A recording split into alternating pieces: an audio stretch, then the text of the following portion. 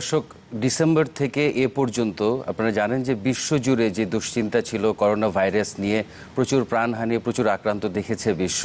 সেই দুশ্চিন্তা গত রাত থেকে কিছুটা হলেও কমে এসেছে, কিংবা আশার আলো দেখাচ্ছে সামনে একটি ভালো দিনের কিংবা একটু সুদিনের। কেননা আপনারা জানেন যে গতকাল দুটি ভ্যাকসিন করোনার, একটি অক্সফোর্ড ইউনিভার্সিটি এবং একটি চায়নার তৈরি ভ্যাকসিন, প্রথম এবং দ্বিতীয় ধাপের যে ট্রায়াল, সেই ট্রায়ালে আশানুরূপ যে ফল আশা করছিলেন বিজ্ঞানীরা, সেই ফল পেয়েছেন এবং তারা আশা করছেন যে এই ভ্যাকসিন দিয়ে করোনার প্রতিরোধে যে ব্যবস্থা শরীরের দিক থেকে নেয়ার, সেটি সম্ভব হবে। এই ভ্যাকসিন সহায়তা করবে করোনাকে ঠেকাতে। আমরা আজ সুরক্ষার প্রতিদিন অনুষ্ঠানে এই ভ্যাকসিনগুলো নিয়ে আলোচনা করব। আপনাদের সাথে আছি আমি সারওয়ার সুমন, এবং এই ভ্যাকসিনের সার্বিক বিষয় নিয়ে আলোচনা করতে আমাদের সাথে যুক্তরাজ্য থেকে একজন অতিথি যুক্ত হবেন। তার সাথে পরিচয় করে দিই। যিনি যুক্ত হবেন তিনি একজন বায়োমেডিক্যাল সায়েন্টিস্ট, শেফিল্ড ইউনিভার্সিটির বায়োমেডিক্যাল সায়েন্টিস্ট ডাক্তার খন্দকার মেহেদী আকরাম। আপনাকে স্বাগত জানাচ্ছি সুরক্ষা প্রতিদিন অনুষ্ঠানে। সুপ্রভাত বাংলাদেশ, এবং ধন্যবাদ আমাকে সাথে নেওয়ার জন্য। জি ডক্টর মেহেদী আকরাম, আমরা শুরুতেই জানতে চাই, আমরা প্রোগ্রাম যেটি দিয়ে শুরু করলাম, যে জানেন যে অক্সফোর্ডের ভ্যাকসিন এবং যে চাইনিজ ভ্যাকসিন, এই দুটো ভ্যাকসিন গতকাল সারা বিশ্বে বেশ আলোচনার বিষয় ছিল। আমরা একটু আপনার কাছ থেকে সংক্ষেপে এবং সহজে জানতে চাই যে ভ্যাকসিনগুলো মানবদেহে কিভাবে কাজ করবে। আচ্ছা, ঠিক সহজভাবে, যেমন বিভিন্ন ধরনের ভ্যাকসিন আছে, এক এক ভ্যাকসিন এক একভাবে কাজ করে, কিন্তু মূল যে একটা প্রিন্সিপাল, সেটা হচ্ছে ভ্যাকসিন প্রয়োগের পরে যে ভাইরাসের এগেনস্টে যে ভ্যাকসিনটা প্রয়োগ করা হয়, সেই ভ্যাকসিন প্রয়োগের পরে 14 থেকে 28 দিনের ভেতরে যাকে ভ্যাকসিন প্রয়োগ করা হয় তার শরীরে একটা নিউট্রালাইজিং অ্যান্টিবডি তৈরি হয়, এবং তার শরীরে টি লিম্ফোসাইট রেসপন্স বা টি সেল রেসপন্সও হয়। এটা একটা immune cell response. So neutralising antibody production হয় শরীরের ভিতরে, আর তৈরি হয় টি লিম্ফোসাইট এবং বি লিম্ফোসাইট। সো এই লিম্ফোসাইট হচ্ছে শরীরে আমাদের রক্তের শ্বেতকণিকা। এদের প্রধান ভূমিকা হচ্ছে রোগ প্রতিরোধী ভূমিকা, এবং যখন ভাইরাল ইনফেকশন হয় তখন ভাইরাসকে নির্মূল করাই এই টি সেলগুলোর প্রধান কাজ। আর যে অ্যান্টিবডি যে তৈরি হয়, যেটাকে বলা হয় নিউট্রালাইজিং অ্যান্টিবডি, আইজিজি, মূলত এই অ্যান্টিবডিটা আসলে যে ভাইরাস থাকে সে ভাইরাসটাকে নিউট্রাল করে ফেলে। কারণ ওই ভাইরাস অ্যান্টিবডিটা তৈরি হয় ভাইরাসের স্পাইক প্রোটিনের এগেনস্টে। সো ওই ভাইরাসটাকে এই অ্যান্টিবডিটা নিষ্ক্রিয় করে, এবং যেসব সেল ভাইরাসে অলরেডি ইনফেক্টেড হয়ে আছে, ওই সেলগুলোকে ধ্বংস করে হচ্ছে ওই যে টি লিম্ফোসাইটের কথা বললাম, এই টি লিম্ফোসাইট। সো সাধারণত যে ধরনের ভ্যাকসিনই হোক, ভ্যাকসিন প্রয়োগের পরে একজন ব্যক্তি তার শরীরে অ্যান্টিবডি ডেভেলপ করে, এবং এই অ্যান্টিবডি তার শরীরে 3-4 মাস, 5 মাস, 6 মাস, বছর এমন থাকে, বেস করে যে কোন ধরনের ভাইরাসের এই ইনফেকশনে এই ভ্যাকসিনটা দেওয়া হয়। এক এক ভাইরাসে এক এক রকম। করোনা ভাইরাসের ক্ষেত্রে দেখা যাচ্ছে যে 2-3-4 মাস এর বেশি শরীরে অ্যান্টিবডি আর থাকে না, কিন্তু একটা ভালো দিক হচ্ছে যে শরীরে লিম্ফোসাইটগুলো মেমোরি লিম্ফোসাইট হিসেবে রয়ে যায়।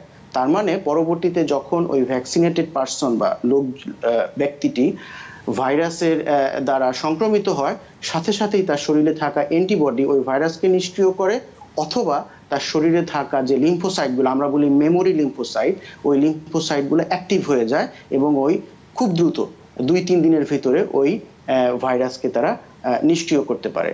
ঠিক এইভাবেই এই ভ্যাকসিনটা কাজ করে। একটা ডোজ অথবা দুটো ডোজ অথবা তারপরে বুস্টার ডোজ, এভাবে বিভিন্নভাবে ভ্যাকসিনের ডোজ দেওয়া হয়, এবং সাধারণত আমরা আশা করতে পারি যে 1 বছর থেকে 2 বছর ভ্যাকসিনের পরে একজন মানুষ তার শরীরে রোগ প্রতিরোধক ক্ষমতা থাকবে, যাতে পুনরায় ইনফেকশন না হয় ওই ভাইরাস দিয়ে।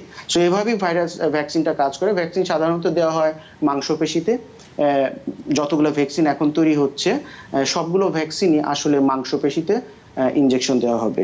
ডোজটার ধরন হবে এমন, প্রথম দিন একটা ডোজ দেওয়া হবে, তারপরে 14 দিন পরে আরেকটা ডোজ দেওয়া হবে, এবং এই দুটো ডোজ যখন দেওয়া হবে তখন তার শরীরে একটা ইমিউনিটি ডেভেলপ করবে। এবং আশা করা যায়, এখনো বোঝা যাচ্ছে না, কিন্তু সত্যি কথা যেটা কেউ বলতে পারতেছে না একদম নিশ্চিতভাবে, যে কতদিনের জন্য আমাদের শরীরে এই ইমিউনিটিটা থাকবে ভ্যাকসিনের পরে। অন্যান্য যত ভ্যাকসিন আছে, হেপাটাইটিসের ভ্যাকসিন, পোলিওর ভ্যাকসিন, মেনিনজাইটিসের ভ্যাকসিন, যেসব ভ্যাকসিনগুলো আমরা দেই, এগুলো দেখা যায় যে বিভিন্ন রকম ভ্যাকসিনের বিভিন্ন শিডিউল থাকে। যেমন একটা ভ্যাকসিন 1 বছর, প্রথম বছরে একটা, তার বছরে পরের বছরে একটা, তারপরে 5 বছর পর একটা, এরকম ভাবে দেওয়া হয়। আবার কিছু ভ্যাকসিন যেমন হেপাটাইটিসের ভ্যাকসিন দেওয়া হয় প্রথমের দিনে একটা, 1 মাস পরে আর একটা, 3 মাস পরে আর একটা, এমন ভাবে। করোনা ভাইরাসের ভ্যাকসিনটা দেওয়া হবে মোস্ট প্রবাবলি, আমি যতদূর জানি, 2টো ডোজ দেওয়া হবে, এবং এই 2টো ডোজ দেওয়ার পরেই আশা করা যায় যে আমাদের ইমিউনিটি থাকবে, এবং ফেজ 3 ট্রায়ালের পরেই আসলে কিছুটা বোঝা যাবে যে আমরা কতটুক এই ভ্যাকসিন যেগুলো তৈরি হচ্ছে কতটুক কার্যকরী। ডক্টর মেহেদী, এক্ষেত্রে এটাই হচ্ছে সাধারণ অবজারভেশন, যে আমরা কিছুটা হলেও বুঝতে পেরেছি বিষয়টি। কিন্তু একটি বিষয় যে প্রফেসর সারা গিলবার্ট, আপনি জানেন যে অক্সফোর্ড ইউনিভার্সিটি যে ভ্যাকসিনটির যিনি লিড দিচ্ছেন, সারা গিলবার্ট কিন্তু বলেছেন যে এখনো অনেক দূর বাকি, এখনো অনেক কাজ করার বাকি। 1000-এরও বেশি মানুষের উপরে এটি প্রয়োগ করা হয়েছে। এটি 7 বিলিয়ন মানুষের তুলনায় খুবই কম নাম্বার, এবং এটি এখনো বড় ভাবে আরো বিস্তৃত মানুষের উপরে প্রয়োগ করার বিষয় আছে, এবং তারপরে ফলের উপরে আসলে আরো আশা দেখা যায় কিনা সেটি নির্ভর করবে। এই বিষয়টি আসলে উনি কেন বলছেন, আরো কেন কাজ দরকার, এবং এই বিষয়ে পরিষ্কার করতেন যদি একটু। হ্যাঁ, এখন যার এক্সপেরিয়েন্স যত বেশি, সে তত কম আশা করে, সে তত বেশি জানে। সারা গিলবার্ট এবং তাদের যে গ্রুপ অক্সফোর্ড ইউনিভার্সিটিতে জেনার ইনস্টিটিউট, এটা হচ্ছে বলা হয় যে ভ্যাকসিনের সূতিকাগার, ভ্যাকসিনের জন্মই হয় ওই অক্সফোর্ড ইউনিভার্সিটিতে। সো তাদের যে ট্রেডিশন, 20 বছর 30 বছরের যে ট্রেডিশন, তারা জানে যে আসলে ভ্যাকসিন শেষমেশে গিয়ে দেখা যায় যে ভালো কাজ করে না। এবং এই কারণে কিন্তু সারা গিলবার্ট বারবার বলতেছে যে এই ভ্যাকসিন আমরা এখনো নিশ্চিতভাবে বলতে পারছি না যে এই ভ্যাকসিন আমাদেরকে সুরক্ষা দিবে শতভাগ। তিনি বারবারই একই কথা বলতেছেন যে আমরা আশা করতে পারি, এবং আপনারা জানেন যে ওনাদের যে লেভেল, ওনাদের যে এক্সপেরিয়েন্স, ওনারা হুটহাট করে মিডিয়াতে এসে বলে দিবে না যে আমাদের ভ্যাকসিন কার্যকরী। হ্যাঁ, এটা বললে তারা ওই অবস্থায় থাকতে পারে না, এটা আসলে বলা যায় না। সো উনি যেটা বলছে আসলে যে অক্সফোর্ড ইউনিভার্সিটির যে ভ্যাকসিন, এই ভ্যাকসিনটা তারা বলতেছে যে এটা আমাদেরকে ইমিউনিটি দিবে, রোগ প্রতিরোধক শক্তি তৈরি করবে, বাট এটা 100% আমাদেরকে রোগ মুক্তির সংক্রমণ থেকে বাঁচাতে নাও পারে। তার মানে এমন হবে যে আপনি ইনফেক্টেড হবেন, কিন্তু আপনার সিভিয়ারিটিটা হবে না, আপনার অত বাজে কোভিড, অত সিভিয়ার কোভিড হবে না। আপনার ভাইরাস আপনার শরীরে ঢুকবে, আপনি ইনফেক্টেড হবেন, 2-1 দিন একটু কাশি হবে, জ্বর হবে, কিন্তু আপনি আবার সুস্থ হয়ে যাবেন। কিন্তু উনি যেটা বলতেছে, সারা গিলবার্ট যেটা বলতেছে, যে ওনার ধারণা যে ভ্যাকসিন তারা তৈরি করছে, এবং এখন পর্যন্ত ফেজ 1 এন্ড ফেজ 2 ট্রায়ালে তারা যে ফলাফল পেয়েছে এবং তাদের যে এক্সপেরিয়েন্স, সেটার উপর বেসিস করে কিন্তু সারা গিলবার্ট বারবার একটা কথাই বলছে যে এই ভ্যাকসিন আমাদেরকে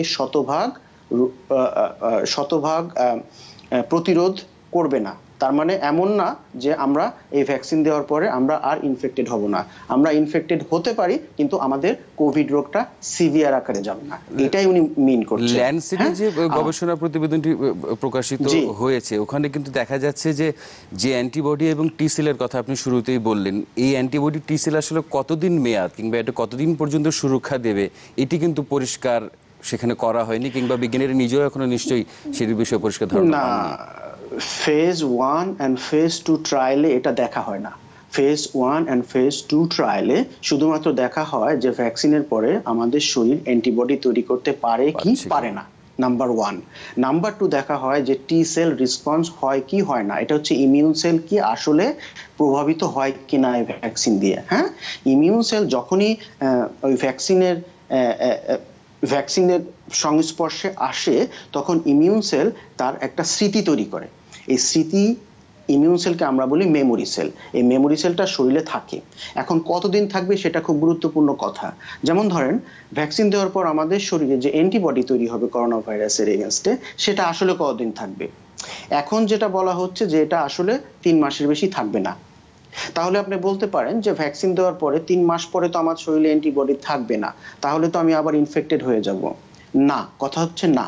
তার কারণ হচ্ছে ওই যে টি সেল রেসপন্স। তার মানে ভ্যাকসিন দেওয়ার পরে আমাদের শরীর যে ইমিউন সেল, আমাদের শরীরটাকে যে প্রতিরোধ করে, সকল ধরনের জীবাণু থেকে রক্ষা করে, সেই ইমিউন সেলটা ওই ভাইরাসটাকে চিনে রাখবে এবং সে ওই যেখানে থাকে ইমিউন সেলগুলো আমাদের লিম্ফ নোডগুলোতে, ওইখানে ওই ইমিউন সেলগুলো সুপ্ত অবস্থায় থাকবে। তারপরে যখন আবার ইনফেকশন হবে 3-4 মাস 6 মাস পরে, তখন ওই ইমিউন সেল সাথে সাথে অ্যাক্টিভেট হয়ে যাবে এবং ভাইরাস থেকে মুক্ত করবে। এখন আপনি প্রশ্ন করতে পারেন যে ওই ইমিউন সেল আসলে কয়দিন থাকবে? এটা আসলে ডিপেন্ড করে, বললাম এটা কোন ধরনের ভাইরাস 1 নাম্বার, এটা কোন ধরনের ভ্যাকসিন 2 নাম্বার, এবং ভ্যাকসিনটা আসলে কার্যকরী কিনা এই 3 নাম্বার। এই 3টা বিষয়ের উপরে ভিত্তি করে, 3টা পয়েন্টের উপর ভিত্তি করে বলতে হবে যে আসলে ওই মেমোরি টি সেল বা লিম্ফোসাইট গুলা আমাদের শরীরে কতদিন থাকবে। এটা হচ্ছে SARS-CoV-2, তাই না? আমরা এটাকে বলি হচ্ছে SARS-CoV-2। তার আগে যে ভাইরাসগুলো ছিল, যেমন মার্স ভাইরাস ছিল এবং SARS-CoV-1 ছিল, ওদের যে ভ্যাকসিন তৈরির সময় দেখা গেছে যে ওইসব ভাইরাসের এগেনস্টে ইমিউন সেল 3 থেকে 5 বছর আমাদের শরীরে মেমোরি সেল হিসেবে থাকতে পারে। তার মানে এটা থেকে একটু আমরা আশা করতে পারি যে এই করোনা ভাইরাসের ভ্যাকসিন, যে বিশেষ করে অক্সফোর্ড যেটা তৈরি করছে, এই ভ্যাকসিন অথবা অন্যান্য যেমন মডার্না অথবা আরা যারা তৈরি করছে, এই ভ্যাকসিন আশা করা যায়, আমরা আশা করতে পারি যে 2-3 বছর আমাদের শরীরে মেমোরি সেল বা মেমোরি লিম্ফোসাইট থেকে যেতে পারে। তার মানে হচ্ছে আমরা 2-3 বছর প্রোটেক্টেড হতে পারি, বা আমাদের শরীরে 2-3 বছর রোগ প্রতিরোধক ক্ষমতা থাকলেও থাকতে পারে। কিন্তু এখন আমি আপনাকে বলছি একটি প্রশ্ন, যে আমরা জানি যে ভাইরাসও নিজেও মিউটেট হয়, ভাইরাসও কম স্মার্ট নয়, সেক্ষেত্রে এরকম মিউটেশন যদি চলতে থাকে তাহলে এই ভাইরাস একটা সময় গিয়ে, এই ভ্যাকসিন একটা সময় গিয়ে ব্যাকডেটেড হয়ে যাবে, তখন একটি বুস্টার ভ্যাকসিনের দরকার আছে কিনা এ বিষয়ে কি মনে করেন? বুস্টার ভ্যাকসিন তো সম্ভবত লাগতে পারে 1 নাম্বার। মিউটেশনের জন্য আমাদের অত বেশি দুশ্চিন্তা করার কোনো অর্থ নাই। তার কারণ হচ্ছে গবেষণায় দেখা যায় যে আমাদের শরীরে যখন এই করোনা ভাইরাসটা ঢুকে, তার এগেনস্টে 200-র উপরে অ্যান্টিবডি তৈরি হয়। চিন্তা করা যায় একটা ভাইরাসের বিরুদ্ধে আমাদের বি লিম্ফোসাইট 200-র বেশি অ্যান্টিবডি তৈরি করে। কিন্তু আমরা যে ভ্যাকসিন তৈরি করছি, এই ভ্যাকসিনটা অনলি একটা অ্যান্টিবডি তৈরি করবে। যেমন ধরেন আমরা স্পাইক প্রোটিনের এগেনস্টে ভ্যাকসিন তৈরি করছি, তার মানে আমাদের শরীরে করোনা ভাইরাসের স্পাইক প্রোটিনেরটা আমাদের ইনজেক্ট করছি। তখন যে অ্যান্টিবডি তৈরি হবে সেটা মাত্র এক ধরনের অ্যান্টিবডি তৈরি হবে ওই স্পাইক প্রোটিনের এগেনস্টে। এখন ইমিউন রেসপন্সের জন্য, রোগ প্রতিরোধের জন্য আমাদের 100-200 অ্যান্টিবডি তৈরি করার দরকার নাই, একটা হইলেই হবে। আমাদের শুধুমাত্র ওই ইমিউন সেলগুলোকে এমনভাবে ট্রেন আপ করতে হবে যেন তারা ওই ভাইরাসটাকে চিনতে পারে। চিনতে পারলেই হলো, তার সবগুলা অঙ্গ প্রত্যঙ্গ চেনার কোনো দরকার নাই। যেমন ধরেন একজন মানুষকে চিনতে গেলে আমরা তার ফেসের দিকে তাকাই, তার পায়ে আঙ্গুল কয়টা, তার শরীরের কালার কেমন, এত কিছু দেখার আমাদের দরকার নাই। অথবা তার ব্লাড গ্রুপ কি দেখার দরকার আছে? দরকার নাই। তার কি অ্যাপেন্ডিসেক্টমি হয়েছিল, আগে অপারেশন হয়েছিল, এগুলো দেখার দরকার নাই। আমরা শুধু দেখবো তার ফেসটা, তাই তো? চেনার জন্য ফেসটা চিনে প্রতিরোধে যা স্বয়ংক্রিয়ভাবে শরীর রোগ প্রতিরোধ ক্ষমতা করোনার বিরুদ্ধে তৈরি করবে। আমরা আবারও আসবো আপনার কাছে, একটু বিরতিতে যেতে হবে ডক্টর মেহেদী। দর্শক, সুরক্ষার প্রতিনিধি অনুষ্ঠানে এ পর্যায়ে একটি বিরতি নিতে হচ্ছে। বিরতি থেকে ফিরে এসে ভ্যাকসিন নিয়ে আজকের অতিথির সাথে আমরা আলোচনা অব্যাহত রাখবো।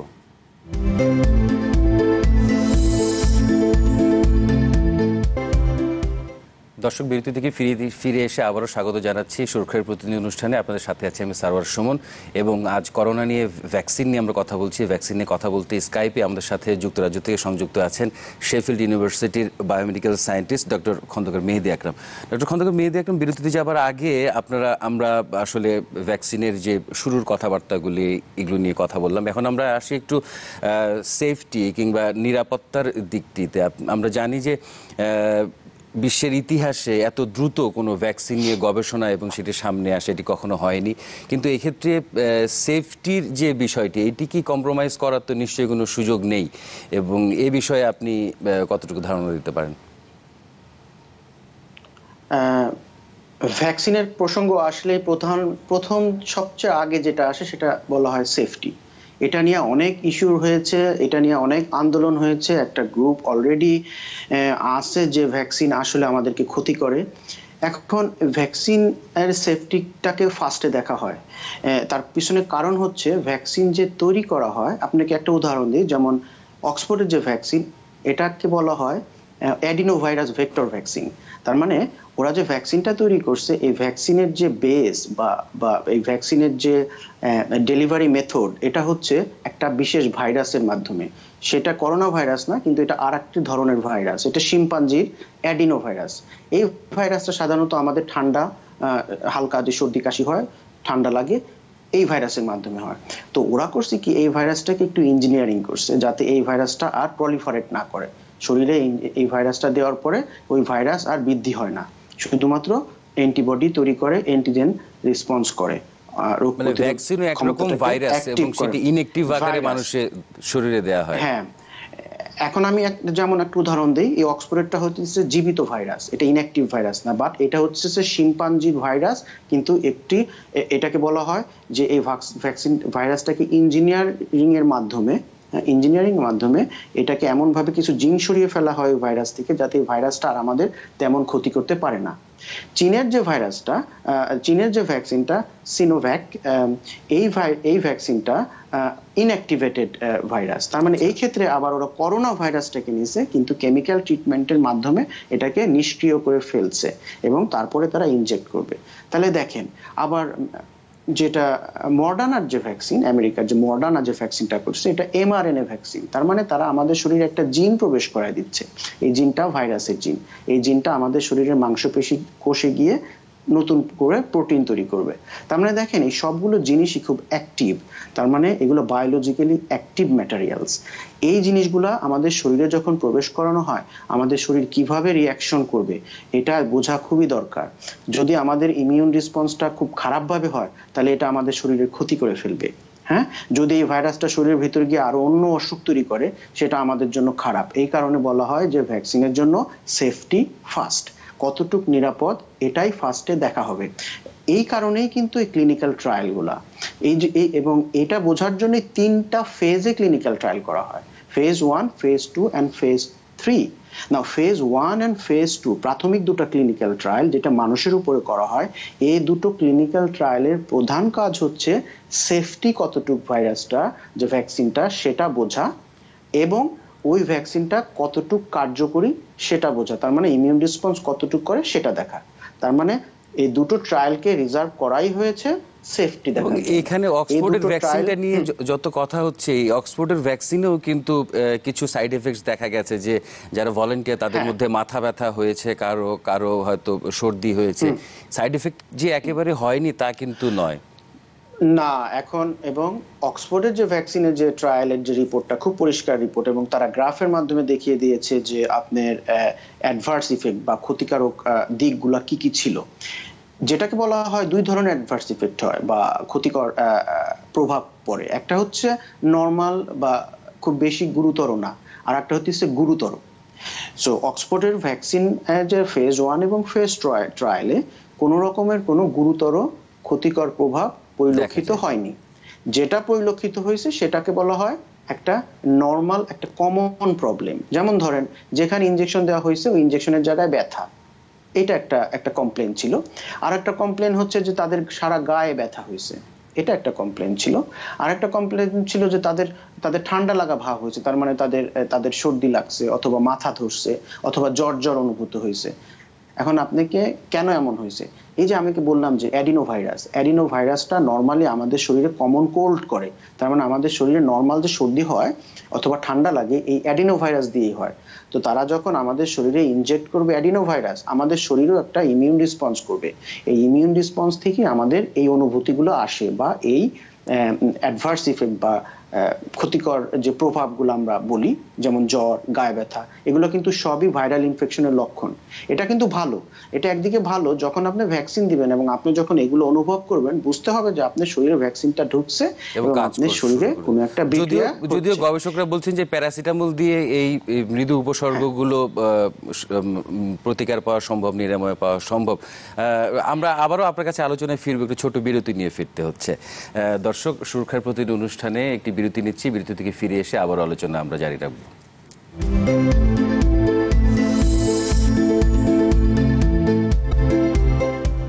দর্শক, বিরতি থেকে ফিরে এসে আবারও স্বাগত জানাচ্ছি সুরক্ষার প্রতিনিধি অনুষ্ঠানে। আমরা কথা বলছি করোনা ভ্যাকসিন নিয়ে।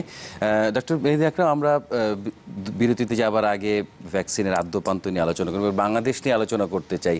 আপনি জানেন যে ভ্যাকসিনটির, চাইনিজ যে ভ্যাকসিনটি, সিনোভেক কোম্পানির যে তৈরি ভ্যাকসিনটি, এটি বাংলাদেশে একটি পরীক্ষামূলক ট্রায়াল চলবে। এই ট্রায়ালটির ক্ষেত্রে কোনো আসলে বাংলাদেশ কি কি বিষয়গুলি মাথায় রাখতে পারে, নিরাপত্তার দিকটি বিশেষ করে, এ বিষয়ে আপনার মূল্যায়নটি জানতে চাই। হ্যাঁ, আপনি অলরেডি উল্লেখ করলেন যে বাংলাদেশে ট্রায়াল শুরু হবে। এটার permission already Bangladesh medical research council দিয়ে দিয়েছে। আইসিডিডিআরবির তত্ত্বাবধানে ঢাকার যে 7টি কোভিড হসপিটাল, সেখানে আপনার ট্রায়ালটা চালু হবে। এটাকে বলা হয় ফেজ 3 ক্লিনিক্যাল ট্রায়াল, যেটা অ্যাকচুয়ালি একদম শেষ ক্লিনিক্যাল ট্রায়াল। এরপরেই ভ্যাকসিনগুলো বাজারজাত করা হয় এবং সবাইকে দেওয়ার জন্য প্রস্তুত করা হয়। এই ট্রায়ালটার একটা সিকোয়েন্স, তার মানে ফেজ 1 এবং ফেজ 2 ট্রায়ালের পরে এই ফেজ 3 ট্রায়াল দেওয়া হয়, দেখার জন্য যে এই ভ্যাকসিন দেওয়ার পরে যে ভলান্টিয়ারদের উপর ভ্যাকসিনটা প্রয়োগ করা হবে তারা ইনফেক্টেড হয় কিনা, করোনা ভাইরাসে ইনফেক্টেড হয় কিনা, এটা দেখা হয়। তার মানে বোঝা যাচ্ছে যে ভ্যাকসিনটা আসলে কাজ করে কিনা, একদম রিয়েল সিনারিওতে, একদম রিয়েল সিচুয়েশনে কাজ করে কিনা, এটাই এই ট্রায়ালে দেখা হবে। এই ট্রায়ালে, ফেজ 3 ট্রায়ালে সাধারণত 10,000 থেকে 30,000, 40,000 ভলান্টিয়ারের উপরে, সুস্থ ভলান্টিয়ার মানে সুস্থ মানুষের উপরে এই ভ্যাকসিন প্রয়োগ করা হয়।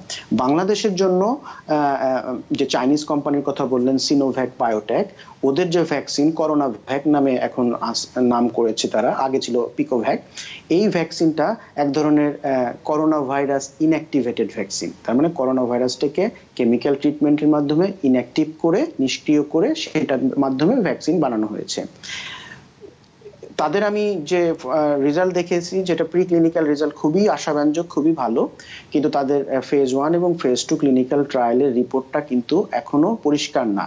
তার মানে এই সিনোভ্যাক কোম্পানি যে ভ্যাকসিনের ফেজ 3 ক্লিনিক্যাল ট্রায়াল চালাবে, তার আগে যে ফেজ 1 এবং ফেজ 2 রেজাল্ট বা রিপোর্ট, এটা তারা কোথাও পাবলিশ করে নাই, কোনো প্রিন্টেও পাবলিশ করে নাই। এবং তাদের রিপোর্টেও তারা শুধুমাত্র একটাই বলছে তাদের প্রেস ব্রিফিংয়ে, যে এই ভ্যাকসিন দেওয়াতে মানুষের শরীরে অ্যান্টিবডি তৈরি হয়। তারা কিন্তু বলে নাই যে কতটুক পরিমাণ অ্যান্টিবডি তৈরি হয়। তারা এটাও বলে নাই যে এই ভ্যাকসিন দেওয়াতে টি সেল রেসপন্স হয় কিনা। এই জিনিসগুলো কেন বললাম?